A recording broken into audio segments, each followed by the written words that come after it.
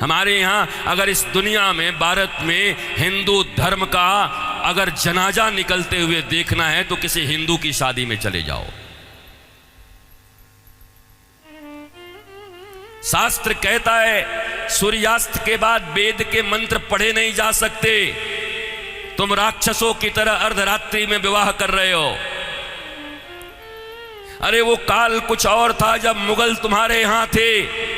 रात के अंधेरे में बहू बेटियों को उठाकर ले जाते थे, दिन के उजाले में ले जाते थे, तो रात में छुप छुप करके अंधेरे में विवाह कर दिया करते थे। अब कौन मुगल और कौन अंग्रेज तुम्हारे पीछे पड़ा है? क्यों नहीं तुम सूर्यास्त के पहले विवाह करते हो, अभिजित मुहूर्त में करते हो? वेद तो वही कहता है।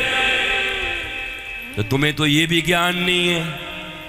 हिंदू धर्म का डंका लेके घूमते चल रहे हो, डंका पीट रहे हो हिंदू धर्म का। तुम्हारे विवाह में देवताओं का कितना अपमान होता है। अरे विवाह में दो प्रकार के कार्ड बनाओ। विवाह एक संस्कार है, विवाह एक यज्ञ है। अरे भैया, खाने पीने खिलाने वाले के लिए एक दिन रिसेप्शन जो करते हो कर दिया करना, पर विवाह में बड़े लिमिटेड लोगों को बुलाया करो। अपने परिवार, वो भी जो सनातन संस्कृति को मानते हैं, पवित्र रहते हैं। विवाह संस्कार में देवता आते हैं तुम्हारे द्वारा किए गए यज्ञ के भाग को लेने के लिए। अरे नाक पोंछते हुए, कान खुजाते हुए, पता नहीं क्या क्या करते हुए अगर तुम किसी को भोजन दो तो तुम्हारा बच्चा भोजन नहीं करता।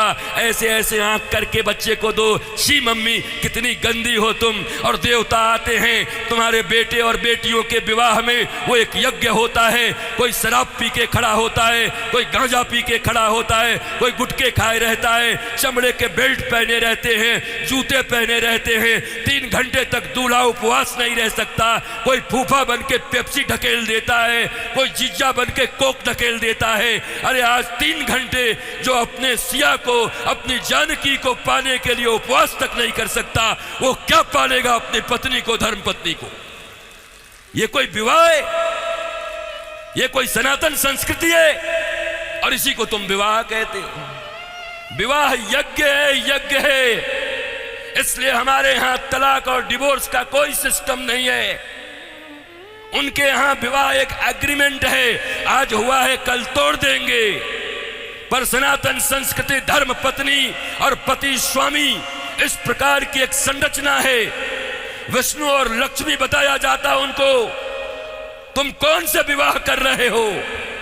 अंग्रेजों के पिट्ठुओं, अंग्रेजों के गुलाम बड़े बन गए हो। भारत के पैसे खा करके उन पैसों से